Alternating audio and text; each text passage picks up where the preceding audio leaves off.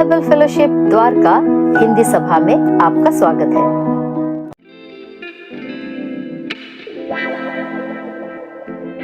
Good morning. प्रभु का बहुत धन्यवाद। परमेश्वर ने हमें खूबसूरत दिन फिर से एक बार दिए। अभी तक आराधना में और उनके पवित्र मेज में शामिल होने का सौभाग्य हमें दिया। और आप सबका भी बहुत बहुत धन्यवाद जिन्होंने अलग अलग स्थानों से अपनी कीमती समय निकालते हुए आज हमारे बीच में आए हुए हैं। हाँ, हम लोग जो है ना, एक दूसरे की बातों को देख करके, एक दूसरे के जीवन को देख करके हम उत्साहित होते हैं। अब मेरे इस बात में सहमत हैं आप? यस।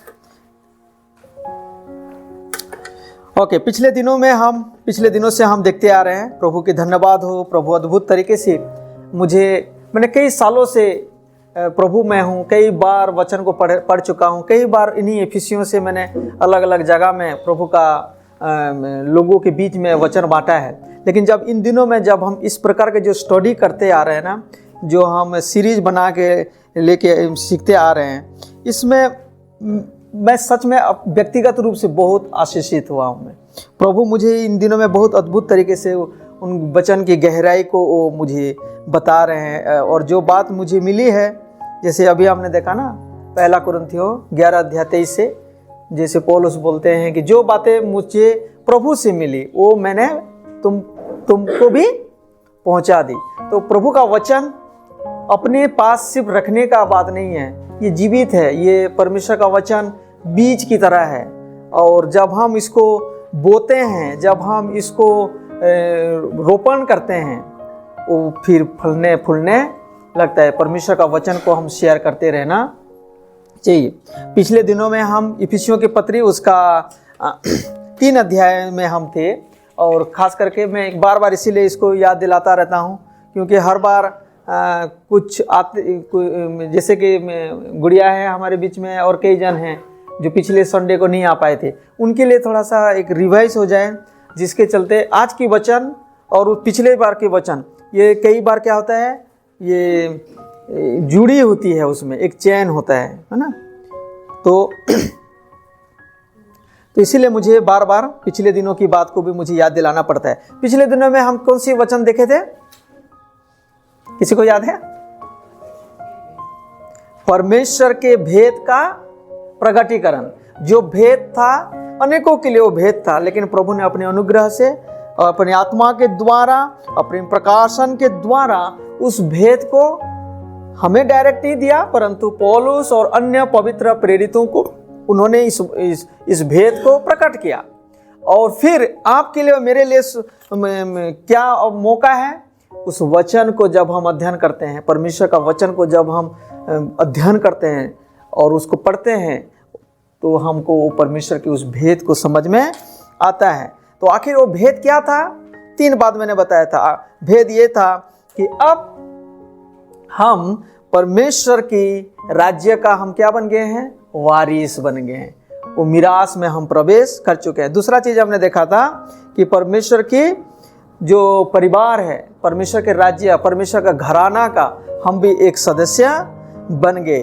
और तीसरा हम देखे कि पहले हम उस वादे में हमारा कोई लेन देन नहीं था, उसमें कोई भागीदार हम नहीं थी। लेकिन भेद क्या है? परमेश्वर ने अपने अनुग्रह से आपको और मुझे, वो जो इजराइल लोगों के लिए जो उन्होंने वादा किया था, उस वादे में आप और मैं भी भागीदार ठहर गए। खुशखबरी है कि नहीं है? हम एक बार प्रभु से दूर थे, प्रभु ने हमें अल्लाह ले आया। हम एक बार उस वादे से हम वंचित थे, प्रभु ने आपको और मुझे वादा दोबारा दे दिया। तो फिर सो व्हाट? तो अब के लिए क्या है? फिर क्या सिर्फ ये हेड नॉलेज है?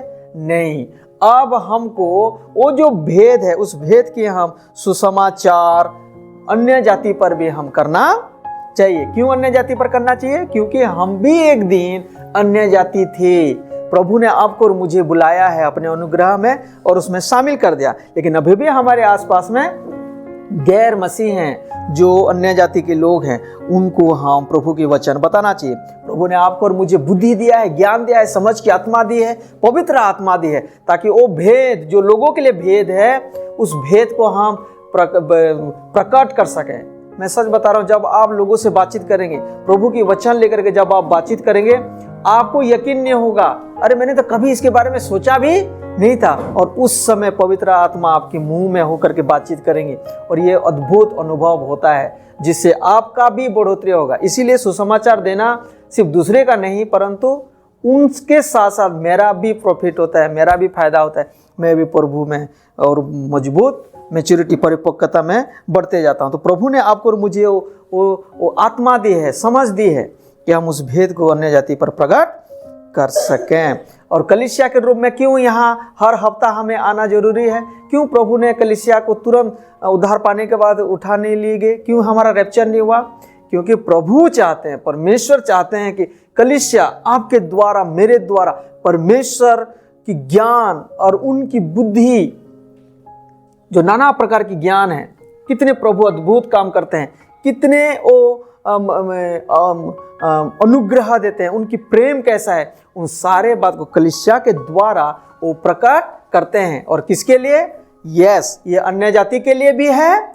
और साथ में मैंने जैसे बताया था, जो आकाश में जो अधिपति हैं, जो दुष्ट आत्मा की शक्ति है, जो शैतानिक कार्य चल रहा है, उनके लिए भी एक तमाचा है। और फिर आपके द्वारा, मेरे द्वारा जब हम प्रभु की गुणानुवाद करते हैं, प्रभु की ज्ञान मेरे में दिखाई देता है, तो शैतान को शर्मिंदा होना पड़ता है। Praise God. और अब आते हैं, आज का टॉपिक देख सकते हो, आध्यात्मिक सामर्थ्य के लिए प्रार्थना करना। और आज हम वापस आ जाएंगे इफिसियों की पत्री, उसका कौन सी अध्याय? 3 अध्याय 14 से लेकर के 21 तक आज हम देखेंगे। और मैं रिक्वेस्ट करूंगा, हमारे बीच में ब्रदर रवि हैं, वो आएंगे और हिंदी में हम सब के लिए ये पढ़ेंगे, ताकि हमको आज की जो टेक्स्ट है, आज की जो संदर्भ अंश है वचन का, वो हमको समझ में आए। ब्रदर रवि, प्लीज कम।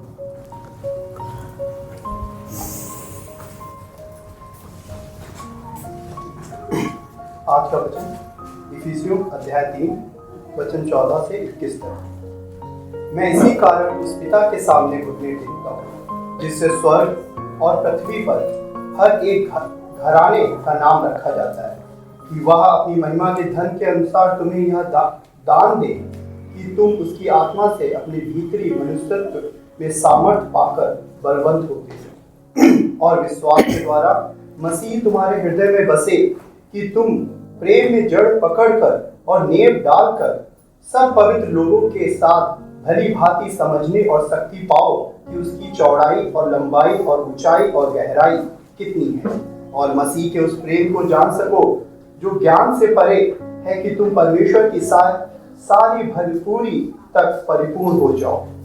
अब जो ऐसा सामर्थी है कि हमारी विनती और समझ अधिक काम कर सकता है, उस सामर्थ्य के अनुसार जो हम में कार्य करता है, कलीसिया में और मसीह यीशु में उसकी महिमा पीढ़ी से पीढ़ी तक युगानुयुग होती रहे। आमीन। Thank you so much brother Ravi. प्रभु आपको भी बहुत ऐसी आशीष दें। जैसे हमने यहाँ पर इफिसियों 3 अध्याय उसका 14 से लेकर के 21 तक हमने पढ़ा है। और जब हम इसको पूरी रीति से 2-3 बार जब आप पढ़ते हैं, तो एक पिक्चर, एक छवि, एक पिक्चर हमको दिखाई देता है। और वो है क्या कि पौलुस प्रार्थना करते हैं इफिसियों के लिए, ताकि उन लोग आध्यात्मिक सामर्थ्य में क्या हो जाए, परिपूर्ण हो जाएं। उनकी आध्यात्मिक अंदर की मनुष्य कैसे मजबूत हो सके, कैसे सामर्थ्य से भर सके, उसके लिए वो प्रार्थना करते हैं। यहां जैसे हम वापस आएंगे 3 का 14 में, देखो 14 आयत में कुछ इंपॉर्टेंट बातें हैं, आप उसको प्लीज नोट करना। जैसे यहाँ लिखा गया है, मैं इस कारण, कौन से कारण? अभी जो मैंने प्रीवियस बातें मैंने बताया, प्रभु की भेद की बात को बताया, कैसे उन्होंने आपके साथ और मेरे साथ क्या है, इस कारण उस पिता के सामने क्या करते हैं, वो घुटने टेकते हैं। ध्यान रखना कि पौलुस अभी आजाद नहीं हुए हैं, पौलुस अभी बंदी गृह में हैं। और पौलुस की ये जो प्रार्थना की बात है, और यहाँ हम देखते हैं 20 को पढ़ो, 20 में भी क्या लिखा है, 3 का 20 में, अब जो ऐसा सामर्थ्य है, कौन है वो? परमेश्वर। ऐसा सामर्थ्य है कि हमारी विनती और समझ से कहीं अधिक काम कर सकता है। उस सामर्थ्य के अनुसार जो हम में करेगा या कार्य करता है, कार्यशील है, उसमें लिखा है, और इसमें लिखा है कार्य करता है। ओके, यह जो हम प्रार्थना के बारे में, यानी कि पौलुस प्रार्थना करते हैं, किस लिए प्रार्थना करते हैं? ताकि इफिसियों के लोग आध्यात्मिक रीति से क्या हो सकें, सामर्थ पा सकें। और मेरा भी एक पास्टर होने के नाते मेरा आज यही प्रार्थना है, और आप भी प्रभु के लोग होने के नाते आपका भी यही प्रार्थना होना चाहिए। More than material things, more than healing, चंगाई से बढ़कर, छुटकारे से बढ़कर, आध्यात्मिक आर्थिक बातों से बढ़कर हमारी प्रार्थना का बिंदु यही होना चाहिए। और ये वो प्रार्थना है जिस प्रार्थना में हमें मेहनत करना चाहिए। यही वो प्रार्थना है जिसके सामने में हम प्रभु के सामने में घुटना टेकना चाहिए। और पौलुस जब प्रार्थना कर रहे हैं, उनकी प्रार्थना हवा में प्रार्थना नहीं है, उनकी प्रार्थना में रीजन है। रीजन मतलब क्या? यहां वो बोलते हैं इस कारण, प्रार्थना करने का एक कारण होना चाहिए। ध्यान रखें, हम प्रार्थना करने में बहुत पीछे हैं, प्रार्थना करने में हम बहुत कमजोर हैं, क्योंकि हमें कारण नहीं मिलता है, प्रार्थना करने का कारण नहीं मिलता है। क्या कारण नहीं मिलता है? हमारे सिर्फ कारण क्या है? आर्थिक बातों में ही सीमित है कि प्रभु मुझे ये चाहिए, प्रभु मुझे ये चाहिए, प्रभु मेरा ये हो गया, प्रभु ये हो गया। हम वो 2-4, फिर कितने समय हम प्रार्थना करते हैं? 1-2 मिनट हम प्रार्थना कर पाते हैं। लेकिन प्रभु की ओर से जब हम प्रार्थना करते हैं, परमेश्वर पवित्र आत्मा के द्वारा बहुत सी मुद्दा देते हैं, विषय देते हैं, वो कारण देते हैं। तो पौलुस की प्रार्थना एक स्पेसिफिक, एक रीजन था। पौलुस की प्रार्थना में एक उद्देश्य था, और वो उद्देश्य के बारे में आज हम स्टडी करेंगे। 1 बाय 1 उसको हम वर्स बाय वर्स देखेंगे। प्रार्थना करें ताकि प्रभु अपने पवित्र आत्मा के द्वारा हम सबसे वो बातचीत करें। और पौलुस की प्रार्थना कैसी प्रार्थना था? परमेश्वर की इच्छा के अनुसार था ये प्रार्थना। और ये प्रार्थना आपका और मेरा भी होना चाहिए। परमेश्वर की इच्छा के अनुसार पौलुस प्रार्थना करते हैं। पौलुस की प्रार्थना में क्या था? कॉन्फिडेंट का मतलब क्या है? आत्मविश्वास से भरा हुआ था। इसीलिए 20 में बोलते हैं ना, देखो क्या बोलते हैं, अब जो ऐसा सामर्थ्य है, मतलब वो जानते हैं कि मैं जिससे प्रार्थना करता हूं वो क्या है? सामर्थ्य है। कितना सामर्थ्य है? 1 सेकंड में पौलुस को वहां से रिहाई कर सकते हैं। लेकिन वो अपने प्रॉब्लम के लिए, अपने छुटकारा के लिए प्रार्थना नहीं कर रहे हैं। बोलते हैं जो ऐसा सामर्थ्य है कि हमारी विनती और समझ से कहीं अधिक काम कर सकता है। प्रभु सिर्फ उतना बात को नहीं देते हैं। अगर मैं कुछ चीज को प्रार्थना करता हूं, मेरे लिमिट माइंड में, मेरे सीमित मन में अगर मैं कुछ बात को प्रार्थना करता हूं, तो मुझे ये नहीं सोचना चाहिए कि प्रभु मुझे उतना ही देंगे। लेकिन यहां पौलुस क्या बोलते हैं? हमारे समझ से कहीं अधिक देते हैं। और ये कब मुमकिन होता है? जब मैं एक कारण लेकर के प्रार्थना करता हूं, जब मैं एक उद्देश्य से प्रार्थना करता हूं, जब मैं परमेश्वर की इच्छा के अनुसार प्रार्थना करता हूं, और जब मैं आत्मविश्वास के साथ जाता हूं।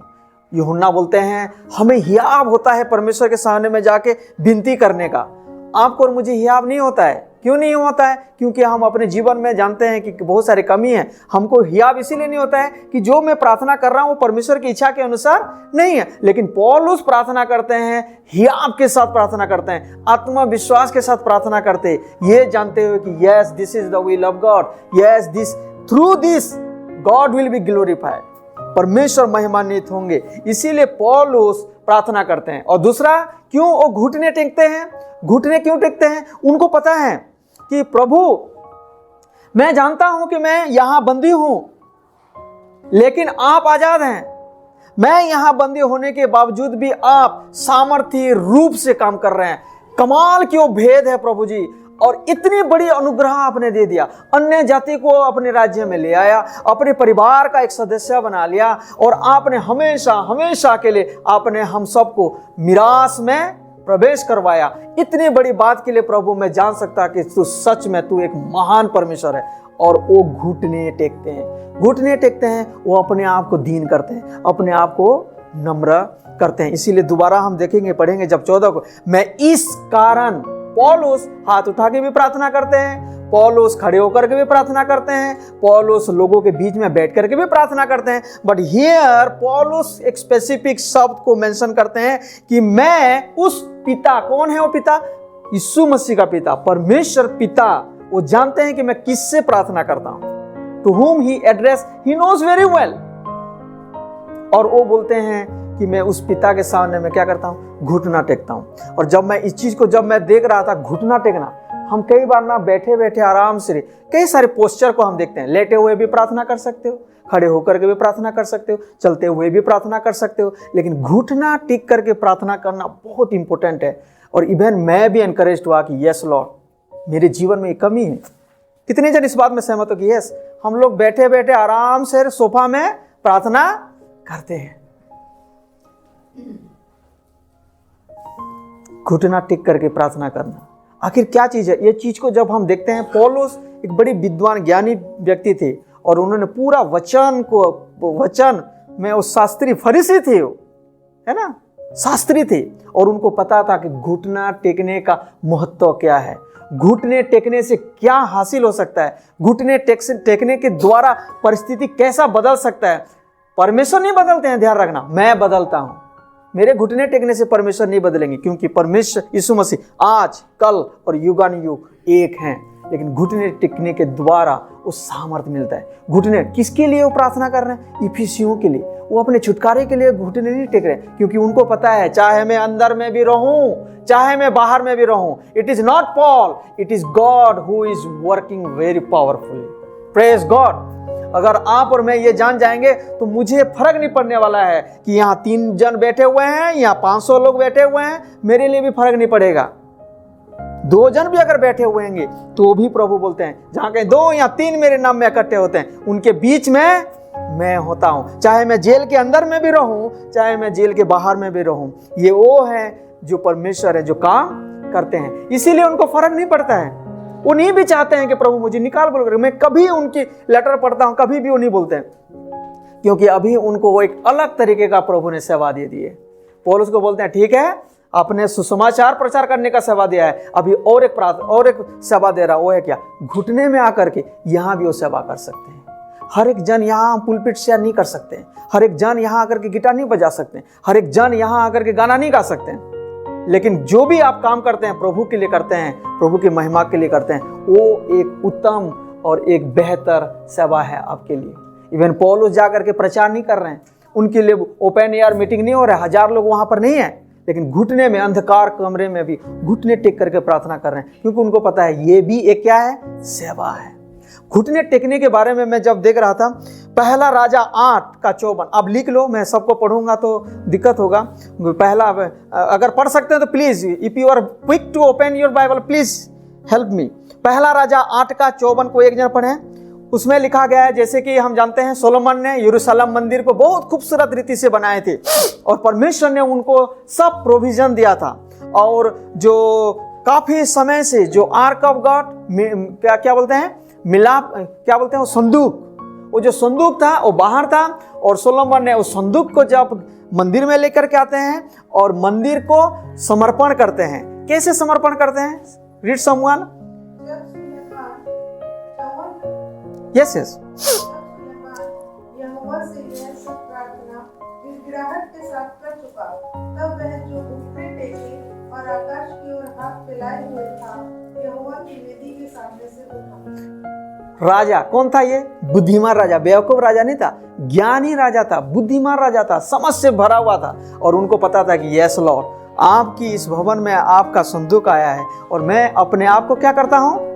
नम्र करता हूं। और वो घुटने टेके थे। घुटने टेकने के द्वारा हम देख सकते हैं कि उनके राज्य में, बाद में वो अलग घटना होता है, वो दैट इज डिफरेंट थिंग, लेकिन हम जान सकते हैं कि सोलोमन को प्रभु ने बहुत बुद्धि और ज्ञान दिए थे। सोलोमन से भी हम सीख सकते हैं कि ज्ञानीवंत राजा अपने आप को प्रभु के सामने में वो झुकाए थे। एजरा 9:5 निकालते जाएं, एजरा 9 और उसका 5 में आप जान सकते हैं इजराइल, यहूदी लोग, जो यहूदा प्रदेश की जो लोग हैं, उनको नबूकदनेस्सर राजा ने बबुल में बंधुआई करके ले गए थे, और वहाँ लगभग 70 साल उन्होंने रुके, बंधुआई में थे, और प्रभु ने अद्भुत तरीके से अलग अलग लोगों के द्वारा, और वहाँ कई सारे राजा आए, और अद्भुत तरीके से प्रभु ने उन लोगों को वापस अपने देश में लेकर के आए। और वो जब वहाँ पर सेटल हो गए तो उन्होंने प्रभु की महिमा, प्रभु की बातों को छोड़ करके जो नहीं करना चाहिए वो करने लगे। जो नहीं करना क्या था उनको? कि उनको अन्य जाति के साथ, अलग अलग जो जाति के लोग थे उनके साथ उनको शादी ब्याह नहीं करना चाहिए था। और जब उन्होंने वो शादी ब्याह करने लगे और जब समाचार मिला एजरा को, एजरा जो निपुण शास्त्री था, एजरा जो याजक था, जब उनको बात समझ में आया, उनका रवैया देखो क्या लिखा है, 9:5 पढ़िए। पर साथ की भेंट के समय मैं वस्त्र और मांगा फाड़े हुए उपवास की दशा में था, फिर घुटनों के बल झुका और अपने हाथ अपने परमेश्वर यहोवा की ओर फैलाकर कहा। देखा आपने, एजरा एक शास्त्री था और वो भी अपने घुटने में आकर के वो झुकते हुए, अपने हाथों को उठाते हुए और नम्र होते हैं, बोलते हैं प्रभु हमसे बहुत बड़ी गलती हुई है। वो जा करके लोगों को ब्लेम नहीं करते हैं, लोगों को जा करके गुस्सा नहीं उतारते हैं, बल्कि वो प्रभु के सामने में घुटने में आकर के, घुटने में आने का मतलब क्या है, अपने आप को नम्र करना, द बेंड देमसेल्फ, घुटने में आकर के नम्रता को ये दिखाता है, नम्रता की प्रतीक है। आपका और मेरे प्रार्थना में सच में एक नम्रता का प्रार्थना होना चाहिए और प्रभु उसमें प्रसन्न होते हैं। और एजरा वही किए थे, सोलोमन वही किए थे, एजरा वही किए थे। अगर भजन संहिता 95 का 6 को जब हम देखते हैं, जरूरी नहीं है सब बात को पढ़ना, वहाँ पर जो भजनकार हैं वो हम लोगों को न्योता देते हैं कि आओ यहोवा की स्तुति करो और उनकी बड़ाई करो, घुटने में आओ, अपने यहोवा के सामने क्या करो, घुटने में आओ। He invites, the psalmist invites us to kneel before, knee मतलब हम kneel before the presence of God। Daniel 6:10 अब निकालेंगे, पढ़ लेंगे। दानियल 6:10 में क्या लिखा गया है, 6 अध्याय जब हम पढ़ते हैं, दारा के राज्य में 3 प्रांतों में बड़े बड़े ऑफिशियल्स को रखा गया था और उनमें से दानियल भी एक ऑफिसर था जो गवर्नर था। लेकिन दानियल प्रभु का बंदा था, यहूदी था, यहोवा परमेश्वर को मानने वाला व्यक्ति था और उसमें कोई दोष नहीं था, निर्दोष पुरुष था, सब बातों में वो निपुण था। लेकिन जो लोग गैर यहूदी थे उन्होंने इन पर ईर्ष्या और जलन रखने लगे और उन्होंने मिल करके, बुद्धिमान और ज्ञानी लोग, उन्होंने मिल करके एक साजिश, एक षड्यंत्र की। किसके खिलाफ में, दानियल के खिलाफ में। दारा राजा के पास जाकर के कहे क्या अच्छा होगा कि महाराज आपके अलावा 1 महीने तक सिर्फ आपको ही लोग क्या करना चाहिए, पूजना चाहिए, आराधना करना चाहिए, प्रणाम करना चाहिए, आपके अलावा और किसी को किया जाए तो उसको सींग के मांग में फेंक देना चाहिए। इनकी षड्यंत्र को शुरुआत में दारा राजा को भनक तक नहीं लगा, जब तक वो दानियल कहाँ ना गिर गए, सिर की मांग में, तब उनको रियलाइज हुआ कि ये क्या था, षड्यंत्र था। लेकिन ध्यान रखना दानियल ने क्या किया था, देखिए पढ़िए। Sorry sister, please read one more time. जब दानियल को मालूम हुआ कि उस पत्र पर हस्ताक्षर किया गया है, तब वह अपने घर में गया।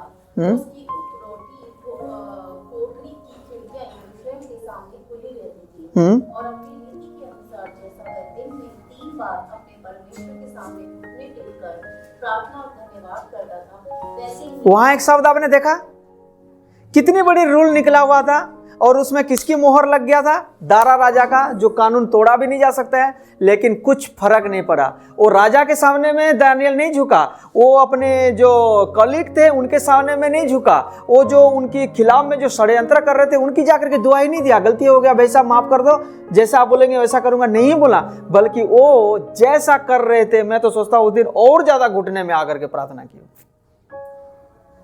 घुटने में आकर के दानियल भी प्रार्थना किए थे। मत्ती 17:14 में अगर हम देखेंगे, यीशु मसीह के पास, मत्ती 17:14 में हम देखते हैं यीशु मसीह के पास बहुत से लोग आते थे, घुटने में यीशु मसीह के सामने में झुकते थे और उनसे विनती करते थे कि प्रभु हमको चंगाई दें।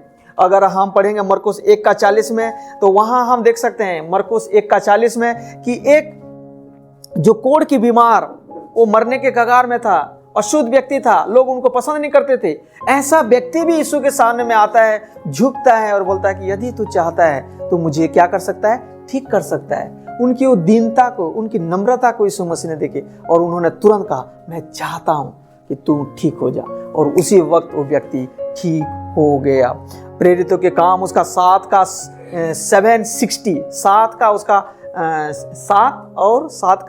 60 आयत को जब हम पढ़ते हैं, स्तिफानुस के बारे में हम जानते हैं, स्तिफानुस को घीस के उन्होंने नगर के बाहर ले गए थे।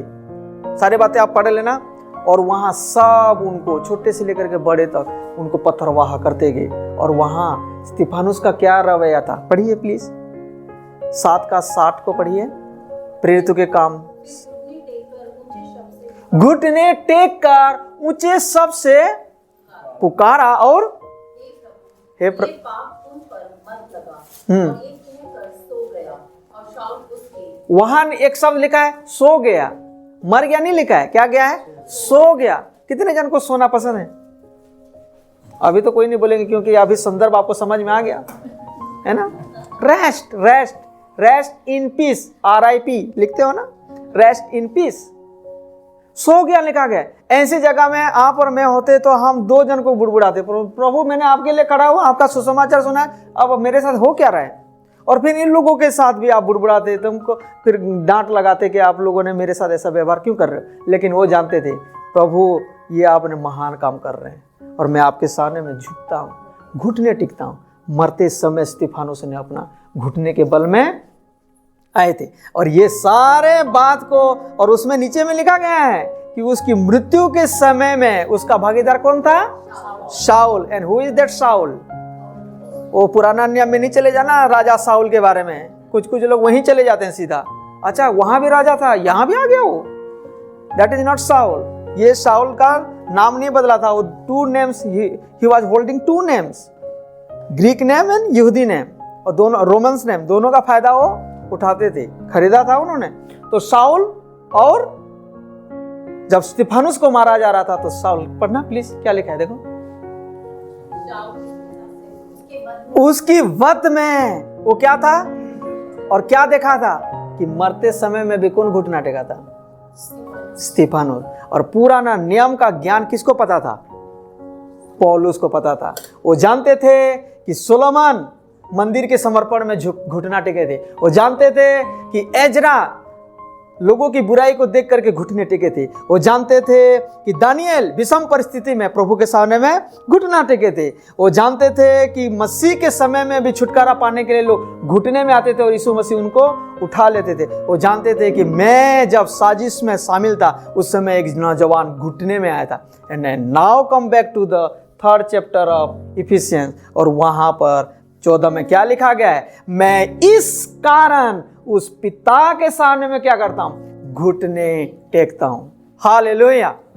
पौलुस ऐसे फीलिंग से नहीं किया, सोचे समझे पूरी होश हवास में वो प्रभु के सामने में घुटने टेकते हैं। जानते हैं मैं अगर घुटना टेकूंगा तो चेंज विल टेक प्लेस, बदलाव होने वाला है। सामर्थ्य रूप से वो क्या हो सकेंगे, मुझे यहां बंद कर सकते हैं लेकिन आत्मा को कोई बंद नहीं कर सकता है, प्रभु के राज्य के बिस्तर को कोई रोक नहीं सकता है। लेकिन बात यह है कि हे प्रभु, मेरा यही प्रार्थना है इफिसियों की लोग आध्यात्मिक रीति से सामर्थ्य में, हम छोटी सी झुंड है यहाँ पर, हमारा आज यही प्रार्थना होना चाहिए, मेरा यही प्रार्थना होना चाहिए, हमारे विषय यही होना चाहिए। हमारा वीकली मीटिंग में एक प्रार्थना का समय होना चाहिए ताकि हम इन बातों के लिए हम एक दूसरे के लिए प्रार्थना करें, ताकि अंत का दिन बहुत ही खौफनाक दिन आएगा, भयावह दिन आएगा, बहुत ही विषम परिस्थिति आएगा, और उन सारे बातों से सिर्फ और सिर्फ आपको वही बचा सकता है यदि आपका अंदर की मनुष्य क्या है,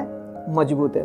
तो आज हम वही देख रहे हैं कि पौलुस प्रार्थना करते हैं ताकि वो आध्यात्मिक सामर्थ्य से परिपूर्ण हो जाए। तो यहाँ इस तरीके से भी आप टाइटल लिख सकते हो कि पौलुस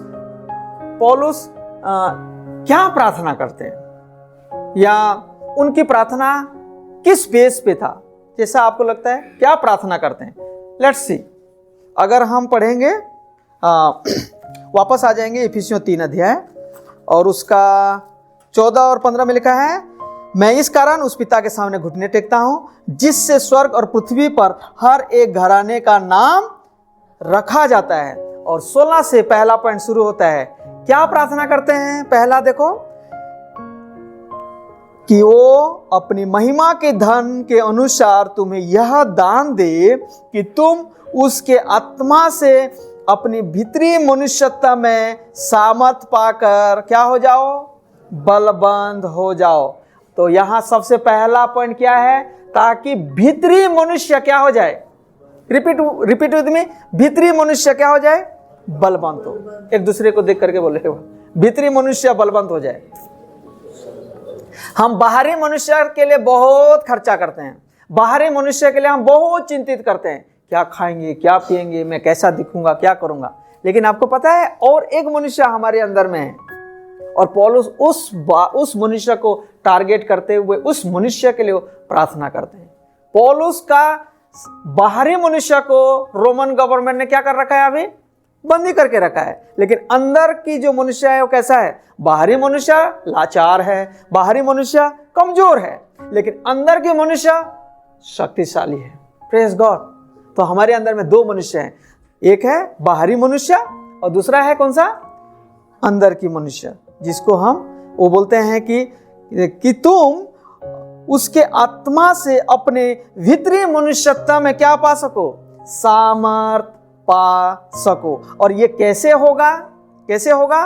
और जो सोर्स कौन है? ऊपर में लिखा है कि वह अपनी महिमा के धन के अनुसार, महिमा के धन के अनुसार वो सामर्थ देने वाला कौन है? परमेश्वर है। और वो कैसा देते हैं वो सामर्थ को? यहां लिखा है ना, दान। एंड व्हाट इज दान? Gift, grace. वो प्रभु आपको और मुझे वो सामर्थ देते हैं, अनुग्रह से आपको और मुझे वो सामर्थ देते हैं। और क्यों सामर्थ देते हैं? ताकि हम भीतरी मनुष्य हमारा क्या हो सके? मजबूत हो सके। इफिसियों 1:19 एक बार देखो क्या लिखा है। पिछले दिनों में मैंने बताया था ना, 1:19 में भी थोड़ा जिक्र किया गया है। 1:19 में लिखा गया है, हाँ ओके, पढ़िए पढ़िए। उसकी सामर्थ हमारी ओर जो विश्वास करते हैं कितनी महान है, उसकी शक्ति के प्रभाव के उस कार्य के अनुसार। कि उस यहां पर पौलुस मेंशन करते हैं प्रभु की सामर्थ के बारे में। और उसकी सामर्थ, किसकी सामर्थ? परमेश्वर की सामर्थ किसकी ओर? हमारी ओर, जो विश्वास करते हैं, आप और मैं। क्या होता है? कितना महान है उसकी सामर्थ, जो कल्पना से परे है, और उसकी शक्ति के प्रभाव के से उस कार्य के अनुसार जो अब भी हमारे जीवन में काम करता है। लेकिन 1:19 के मुताबिक वो परमेश्वर की सामर्थ को मेंशन करते हैं, लेकिन 3:16 के मुताबिक वो क्या करते हैं? प्रार्थना करते हैं कि प्रभु ओ सामर्थ आ जाए इनकी भीतरी मनुष्य में, ताकि इन लोग क्या हो सके? मजबूत हो सके। अगर मैं शारीरिक रीति से जितना भी हट्टा कट्टा क्यों ना हो, अगर छोटी छोटी बात आने से मैं नर्वस हो जाता हूँ, होता है ऐसा, डिस्करेज हो जाता हूँ, फ्रस्ट्रेट हो जाता हूँ, हमारे कमजोर हृदय मन है। क्यों? क्योंकि हमने उसको ना संवारा है, ना खिलाया है, ना उसके बारे में हमने चिंता किया है। हम भूल जाएं, हम तो सिर्फ सोचते हैं सिर्फ बाहरी मनुष्य के लिए। बाहरी मनुष्य खोखा है जो यहाँ छोड़ के हमारे अंदर भीतरी मनुष्य जाएगा। उस भीतरी मनुष्य के बारे में हम सोचना चाहिए। और उस भीतरी मनुष्य अगर मजबूत है तो कहीं भी परिस्थिति आएगा तो आप देखो, कभी कभी बहुत मोटे तगड़े लोग होते हैं, लेकिन छोटी छोटी बात में वो डर जाते हैं। लेकिन कई कई बार आप देखेंगे बहुत दुबले पतले लोग होते हैं, विषम परिस्थिति में भी वो मतलब साहस के साथ खड़े रहते हैं। क्यों? Not because of their body, because of their inner man is so strong. और ये पौलुस बोलते हैं कि तुम मजबूत हो जाओ, क्योंकि आने वाले समय में कई सारे सताव का सामना करोगे। आने वाले समय में ऐसा विषम परिस्थिति आएगा, लेकिन मेरा यही प्रार्थना है कि तुम भीतरी मनुष्य में मजबूत हो जाओगे तो कोई तुमको टिका नहीं पाएगा। 17 आयत में आते हैं। दूसरा क्या प्रार्थना करते हैं? पहला प्रार्थना है ताकि उन लोग भीतरी मनुष्य उनका क्या हो जाए? बलवंत हो जाए। दूसरी प्रार्थना हम देखते हैं 17 को कोई एक जन पढ़े। और विश्वास के द्वारा मसीह तुम्हारे हृदय में बसे। Okay, thank you. पहला ये पाठ क्या लिखा गया है? ताकि मसीह कहाँ रहे? तुम्हारे हृदय में वसे। फिर से इंडिकेट किया जा रहा है कौन सी मनुष्य को? भीतरी मनुष्य। कौन से मनुष्य में? बाहर यीशु मसीह रहे या भीतरी मनुष्य में? देखो वही लिखा गया है, ताकि और विश्वास के द्वारा मसीह तुम्हारे हृदय में, अंदर में, इनर मैन में वो रहे। इससे पहले अगर यूहन्ना 14:23 पढ़ेंगे, क्या लिखा गया देखो। यहाँ जो बसे वाली जो बातें हैं ना, ड्वेल, अंग्रेजी में लिखा गया ड्वेल। तो यहाँ देखो पहला वाला 17 का पहला ए पाठ, और विश्वास के द्वारा मसीह तुम्हारे हृदय में बसे। यूहन्ना 14:23 पढ़े कोई एक जन। यीशु ने उनको उत्तर दिया, क्या उत्तर दिया? यदि कोई मुझसे प्रेम रखेगा वो मेरे वचन को मानेगा और मेरा पिता उससे प्रेम रखेगा। और आगे हम कौन कौन? पिता और मैं और पवित्र आत्मा, एक परमेश्वर। हम आएंगे और क्या करेंगे? लिखा गया है उसके साथ वास करेंगे। और यहां क्या लिखा गया है? मेरा यही प्रार्थना है कि विश्वास के द्वारा मसीह तुम्हारे हृदय में क्या करे? बसें। मसीह तुम्हारे घर में, तुम्हारे अंदर में निवास करें। पिछले दिनों में मैंने आपको जिक्र किया था कि 1 कुरिन्थियों 3:16 के मुताबिक हम कौन है? परमेश्वर का मंदिर है। और अगर हम परमेश्वर का मंदिर हैं तो कौन हम में वास करता है? परमेश्वर के। यूनानी भाषा में ये जो ड्वेल है, दो शब्द, इसका दो अर्थ है। एक है जो स्ट्रेंजर, जानते हो स्ट्रेंजर का मतलब? खाना बदोशी जानते हो? खाना बदोशी बोलते हैं ना, जो एक जगह से दूसरी जगह, बंजारा जैसे होते हैं ना, घूमते फिरते रहते हैं, वो एक है। लेकिन और एक है वास करना, परमानेंट। तो प्रभु यहाँ स्ट्रेंजर के रूप में आएंगे जाएंगे वाले नहीं है, घूमते फिरते यहाँ रहेगा वहाँ रहेगा वहाँ रहेगा, ऐसा नहीं भटकती आत्मा की तरह। परंतु जो यूनानी भाषा, जो इस शब्द को ड्वेल के बारे में जो यूनानी शब्द लिखा गया, उसका मीनिंग ये है कि वो हमेशा के लिए तुम में क्या करेंगे? वो वास करेंगे। और पौलुस ये बोलते हैं कि मेरा यही प्रार्थना है कि प्रभु यीशु मसीह तुम्हारे हृदय में क्या करें? वास करें। कुलुस्सियों 3:15 और 16 में क्या लिखा गया है? कुलुस्सियों 3 उसका 15 और 16 में सेम शब्द आप देखेंगे, वास करना। पढ़िए कुलुस्सियों 3:15 और 16 को पढ़ें। और मसीह की शांति जिसके लिए तुम एक देर होकर बुलाए भी गए हो, तुम्हारे हृदय में राज्य करे और तुम सत्यवादी बने। और 16 मसीह के वचन को अपने हृदय में अधिकारी से बसने। Okay, circle that word. क्या करने दो? बसने दो। किसको? मसीह की वचन को। और पौलुस क्या प्रार्थना करते हैं? कौन आकर के बसे? मसीह बसे। अगर मेरे जीवन में परमेश्वर का वचन और कितना बसे? अधिकाई से। Let the word of Christ में ड्वेल इन यू रिचली लिखा गया। मतलब परमेश्वर का वचन, प्रभु की वचन तुम्हारे हृदय में थोड़ा बहुत, मतलब don't give any space to any other one, only प्रभु को ही दें, प्रभु वास करे। मसीह की वचन तुम्हारे हृदय में अधिकाई से क्या करने दें? बसने दें। यीशु मसीह ने बोले यदि तुम मुझसे प्रेम करते हो, मेरे पिता प्रेम करेंगे और मैं और हम आकर के उसमें क्या करेंगे? वास करेंगे। और पौलुस बोलते हैं कि तुम तो अब नया घर बनते जा रहे हो, तुम तो परमेश्वर के मंदिर बनते जा रहे हो। पिछले दिनों में हमने देखा था। और मेरा यही प्रार्थना है कि उस भवन में जो तुम हो, तुम्हारे भीतरी मनुष्य में, तुम्हारे हृदय में मसीह वास करे। हालेलुया। अद्भुत बात है ना? बोलो हालेलुया। कोई थोड़ा सा पुशअप करने के बाद ये होता है ना, हमारे अंदर में होना चाहिए, मैं I am so excited, yes thank you Lord. आज लोग सोचते हैं क्या कि इस घर में, चर्च में परमेश्वर रहते हैं, लेकिन प्रभु बोलते नो, मैं तो तुम में रहता हूं। शैतान किसको नष्ट करने के लिए आता है? समझ में आ रहे हो what I am saying? Building को, और बिल्डिंग को नष्ट करने के बाद सोचता है क्या? लेकिन पौलुस बोलते हैं मेरा यही प्रार्थना है कि चर्च में नहीं, घर में नहीं, तुम्हारे हृदय खुद एक चर्च बन जाए, तुम्हारा हृदय मसीह का मंदिर बन जाए। कितने जाने जो प्रार्थना करें मन मन में कि हाँ प्रभु please come in my heart, प्रभु मेरे हृदय में आ, मेरे अंदर में, और मेरे अंदर में रह करके तू वास कर। God wants to live in you and me. यीशु मसीह एक मनुष्य थे, लेकिन साक्षात परमेश्वर उनमें थे।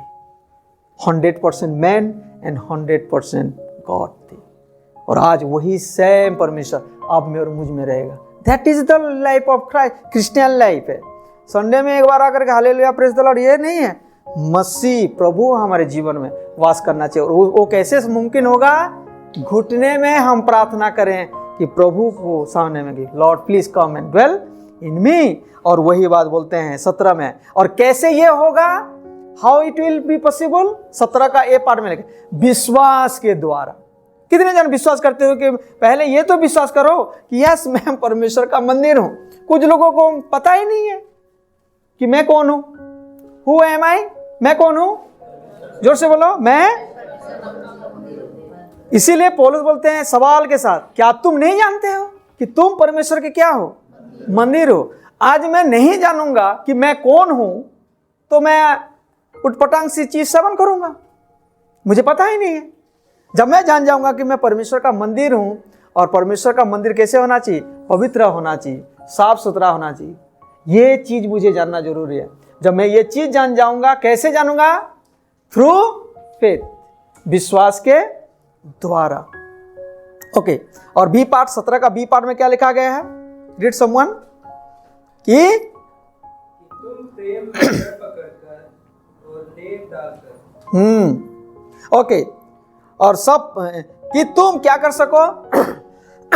सॉरी, तीसरी बात, ताकि प्रेम में जड़ पकड़ सको। प्रेम में जड़ पकड़ सको। जड़ कौन पकड़ सकता है? जड़ कौन पकड़ सकता है? आर्टिफिशियल फ्लावर या real flower? Real flower. Real flower क्या में क्या होता है? जान होती है।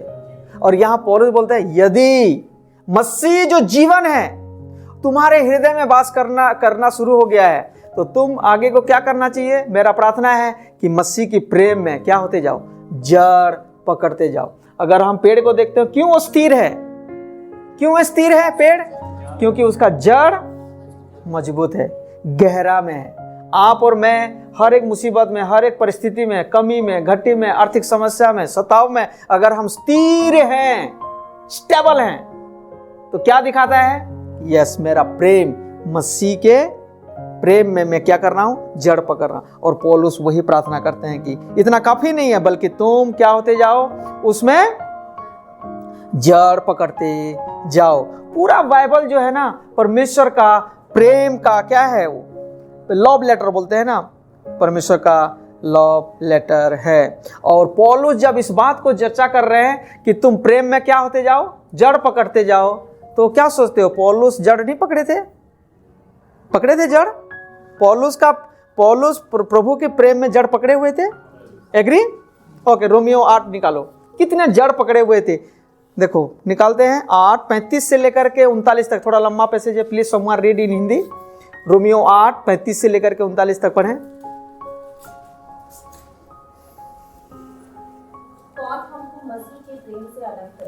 आप अगर हिंदी पेपर वाला जो आपके पास है, सर्कल कर लो, प्रेम।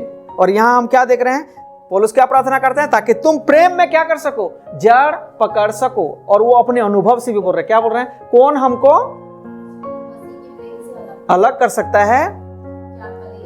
देखो, उंगली रखते जाओ ऐसे। क्लेश, संकट, उपद्रव, अकाल, नंगाई, जोखिम, तलवार। जैसा लिखा है कि तेरे लिए हम दिन भर घात किए जाते हैं, हम बद होने वाले भेड़ों की नाई गिने गए हैं। परंतु इन सब बातों में हम उसके द्वारा जिसने हमसे प्रेम किया है, हमसे भी बढ़कर है। क्योंकि मैं निश्चय जानता हूँ कि ना मृत्यु, ना जीवन, ना स्वर्ग, ना प्रधानताएं, ना वर्तमान, ना भविष्य, ना सामर्थ, ना ऊंचाई, ना गहराई और ना कोई और सृष्टि हमें परमेश्वर के प्रेम से जो हमारे प्रभु मसीह यीशु में है अलग कर सके। किससे अलग नहीं कर सकता है? और पूरा लंबा लिस्ट हो देते हैं कि क्या क्या हमको मसीह के प्रेम से अलग नहीं कर सकता है। और क्यों ऐसा बोल सकते हैं? बिकॉज पौलुस का मसीह के प्रेम में उनका जड़ मजबूत था या हल्का फुल्का था? बहुत मजबूत था। और इसीलिए वो बोलते हैं कि मैं प्रार्थना करता हूं कि वैसा तुम प्रेम में क्या हो जाओ? मजबूत हो जाओ। प्रभु के प्रेम में अगर आप और मैं मजबूत नहीं हुए, हमारा यही प्रार्थना होना चाहिए कि लॉर्ड मुझे मदद करें ताकि मैं आपके प्रेम में मजबूत हो सकूं, ताकि आने वाले समय में ना तलवार, ना जोखिम, ना नंगाई, ना सताव, ना स्वर्ग, ना नर्क, ना पूर्व, ना पश्चिम, ना दक्षिण, ना गहराई, ना चौड़ाई, कोई भी प्रभु से आपको अलग नहीं कर सकता है, यदि मेरा उनकी प्रेम में जड़ पकड़ा है तो ये था तीसरी। चौथा पॉइंट हम देखते हैं, 18 आयत को देखते हैं। सब पवित्र लोग के साथ भली भांति समझने की क्या पा जाओ? शक्ति पाओ। फोर्थ प्रेयर पौलुस करते हैं ताकि तुम क्या पा जाओ? शक्ति पाओ। किस चीज की शक्ति पाओ? कि उसकी चौड़ाई, किसकी? मसीह की प्रेम की चौड़ाई, लंबाई ऊंचाई और गहराई कितनी है, इसको समझने के लिए तुम क्या कर पा जाओ, शक्ति पाओ, और जिसके लिए मैं घुटने टेक के तुम्हारे लिए मैं प्रार्थना कर। मुझे बाय द वे, क्या इस लेवल की हमारी प्रार्थना होता है? इस लेवल की प्रार्थना हमारे कलीसिया में होता है? हम तो कभी सोचे भी नहीं होंगे। प्रेयर रिक्वेस्ट दो बोलने से कभी आपने ऐसा प्रेयर रिक्वेस्ट कभी मिला कि प्लीज प्रार्थना करना कि प्रभु के प्रेम की गहराई को मैं समझ सकूं? कभी आपने नोट किया है प्रेयर रिक्वेस्ट? अगर इस क्लास के बाद अगर इस प्रकार का नोट हम करने लगते हैं तो मैं सच में बहुत आनंदित रहूंगा, प्रभु भी प्रसन्न होंगे कि यस, अब रियल प्रार्थना का बिंदु हमको समझ में आ रहा है। तो यहाँ चौथा पॉइंट हम जो देख रहे हैं, ताकि तुम समझने की शक्ति पाओ। किसके साथ वो समझने की शक्ति पाओ? कलीसिया, जो पवित्र लोगों के साथ भली भांति, देखो भली और भांति मतलब अच्छी तरीके से तुमको समझ मिल जाए। और मैं इसके लिए क्या करता हूं? प्रार्थना करता हूं, ताकि तुम प्रभु की बात को, जो उनकी प्रेम है उसको क्या कर सको, अनुभव कर सको। तो यहाँ एक डायमेंशन जानते हो? डायमेंशन को क्या बोलते हैं हिंदी में? आकार, डायमेंशन, आकार, प्रकार, परिमाण बोलते हैं ना, परिमाण।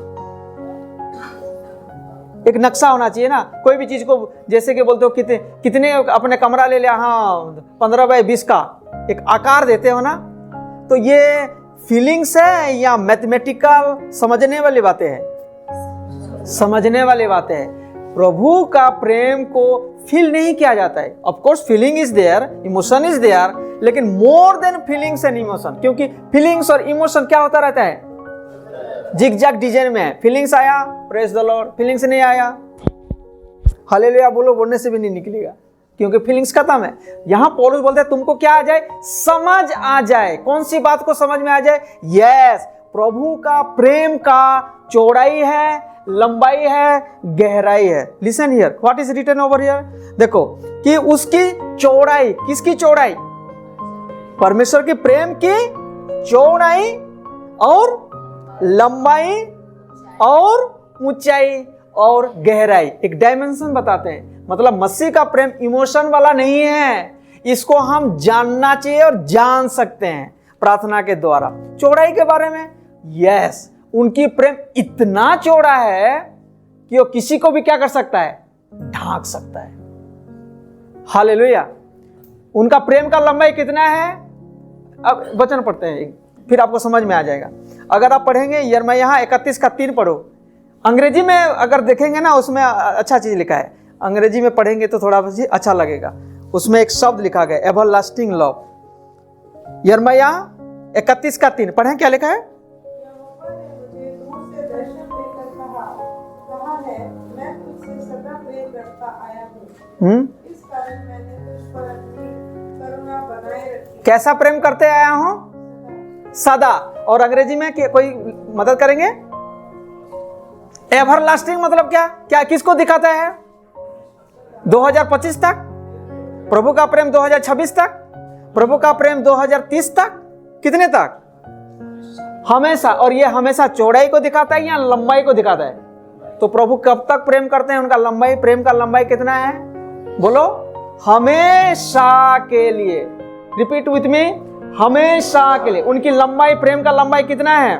हमेशा के लिए। मापो, कौन सा फीता लेकर के मापते हो? और उनकी चौड़ाई कितना है? वो इतना उनका चौड़ा है कि पूरी दुनिया को क्या कर सकते हैं? प्रेम में ढांक सकते हैं। जॉन चैप्टर 3:16 क्या बोलता है? परमेश्वर ने जगत से इतना प्रेम रखा कि उसने अपना एकलौता पुत्र दे दिया। किससे?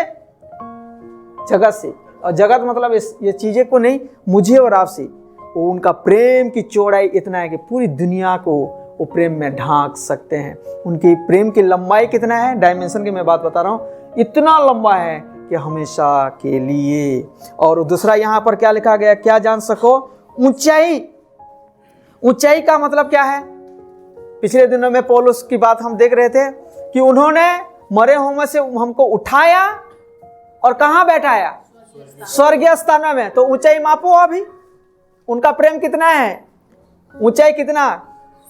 ऊंचाई को अगर मापेंगे तो कौन सा चीज को आप एग्जांपल लेंगे? कोई है नहीं स्वर्ग के अलावा। क्यों? स्वर्ग के ऊपर में जहां वो है उसके बाद और कुछ नहीं है, इतना ऊंचे में है प्रभु। और वही तो शैतान चाहता था कि मैं भी अपना सिंहासन वहां पर करूं। तो प्रभु कहां विराजमान है? स्वर्ग में से सब के ऊपर में वो विराजमान है। तो उनका प्रेम कहां प्रभु ने लेकर के रख दिए? हमको लेकर के एटमॉस्फेयर में छोड़ दिए कहीं, है ना? नहीं कहां लेकर के रखे? तो पौलुस क्या बोलते हैं? उनकी ऊंचाई देखना चाहते हो? हम जो गिरे हुए थे हमको उन्होंने उठा करके कहां ले लिया? स्वर्ग स्थान में। लंबाई कितना? Everlasting love. चौड़ाई कितना? पूरी दुनिया को ढांक सकते हैं। और गहराई, गहराई भी लिखा है ना यहाँ, ताकि उसकी उस गहराई को जान सको। कौन सी वो गहराई है? यस, चाहे मैं कितने भी गहराई, जितने भी नीचे में भी गिरा क्यों ना हूं, प्रभु का प्रेम वहां तक भी क्या कर सकता है? पहुंच सकता है। और पौलुस अपने जीवन में जानते हैं और खुद भी एग्जाम्पल बोलते हैं, यदि प्रभु ने पापियों को बचाने के लिए आया तो उन सारे पापियों से मैं बड़ा पापी हूं। वो इतने नीचे गिरे हुए थे और वो बोलते हैं कि प्रभु का प्रेम मुझे, उनका गहराई इतना है कि वहां तक भी वो मुझे पहुंचा सकते हैं, वहां से भी प्रभु मुझे उठा सकते हैं। That is the deep of his love. और पौलुस बोलते हैं ताकि तुम भले भांति समझने की शक्ति पाओ, यही मेरी प्रार्थना है। Quickly we will skip to 19 में जाएंगे हम। 19 में क्या लिखा गया है? और मसीह के उस प्रेम को क्या कर सको? जान सको। मेरा यही प्रार्थना है कि वो मसीह की प्रेम को, डायमेंशन को हम जान सके ना, है ना? और उसमें बोला गया है कि तुम उस मसीह की प्रेम को जान सको, यानी कि प्रभु का प्रेम को जाना जाता है। और प्रभु को प्रेम करने का ये ज्ञान मात्र नहीं है, ये फीलिंग मात्र नहीं है, परंतु हर दिन हम उसको जानना चाहिए। हर दिन हम उनको जानना चाहिए। तो यही प्रार्थना करते हैं कि प्रभु का प्रेम को तुम जान सको। कितना पॉइंट हो गया? हाँ जी, परमेश्वर के प्रेम को जान सको। और 19 में और एक बी पार्ट में हम देखेंगे कि तुम परमेश्वर की सारी भरपूरी तक क्या हो जाओ? परिपूर्ण हो जाओ। परमेश्वर की भरपूरी तक परिपूर्ण हो जाओ। इसमें अगर हम देखेंगे, मान लो कि प्रभु में परिपूर्ण हो जाओ, वेरी गुड, प्रभु में परिपूर्ण हो जाओ, प्रभु की भरपूरी में परिपूर्ण हो जाओ। और यहां क्या लिखा गया है? प्रभु की सारी भरपूरी में क्या हो? भरपूरी में परिपूर्ण हो जाओ। तो पौलुस का जो अल्टीमेट प्रार्थना है कि तुम सारी भरपूरी में उसमें हो जाओ। फिलिपियों 2 का 9 और 10 अगर पढ़ेंगे, उसमें क्या लिखा गया है? देखो, पढ़ो। यीशु मसीह के बारे में लिखा गया है। ये लास्ट है, मैं जानता हूं समय हो रहा है। 2, 9 और 10 पढ़ेंगे। इस कारण परमेश्वर ने उसको अति महान किया और उसको वह नाम दिया जो सब नामों सॉरी, ये फिलिपियों 2 का 9 है। 10 को पढ़ें। कि जो स्वर्ग में और पृथ्वी पर और जो पृथ्वी के नीचे है, वे सब यीशु के नाम पर नाम। Just wait.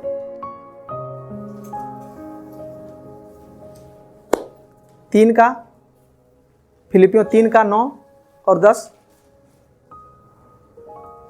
और उसमें पाया जाऊं ना कि अपनी उस धार्मिकता के साथ जो व्यवस्था से है, वरन उस धार्मिकता के साथ जो मसीह पर विश्वास करने के कारण है और परमेश्वर की ओर से। ओके, परमेश्वर की सारी भरपूरी में अगर आपको आयत मैंने गलत लिख दिया है, अगर आपको याद आता है तो बताना मुझे। उसमें लिखा है, आई नो दैट वन, कि यीशु मसीह में परमेश्वर की सारी परिपूर्णता हमेशा क्या करता है? वास करता है। You got that point? किसमें? यीशु मसीह में परमेश्वर की सारी भरपूरी हमेशा क्या करता है? वास करता है। और वही सेम चीज पौलुस आपके लिए और मेरे लिए भी प्रार्थना करते हैं कि हम भी परमेश्वर की सारी भरपूरी में क्या हो जाएं? सारी सामर्थ में हम जो ईश्वरत्व की सारी भरपूरी में परिपूर्ण हो जाए। स्वयं प्रभु जो यीशु मसीह में भरा है आपको भी वो भर सकते हैं। तो यहाँ हम आज की जो संदेश है, मेरा यही एनकरेजमेंट है कि हम एक दूसरे के लिए यही हम प्रार्थना करें, ताकि हमारे प्रिय लोग भीतरी मनुष्य में वो क्या हो सकें, मजबूत हो सकें, और हमारे भीतरी मनुष्य, हमारे हृदय में यीशु मसीह वास करें, और हम प्रेम में जड़ पकड़ते जाएं, ताकि हम प्रभु की उस बात को भली भांति समझ सकें और मसीह की प्रेम को फीलिंग नहीं परंतु जान सकें। और आखिरी में पौलुस प्रार्थना करते हैं, और वो आपका और मेरा भी होना चाहिए, ताकि हम परमेश्वर की भरपूरी में परिपूर्ण हो जाएं। प्रभु आप सबको बहुतायत से आशीष दें।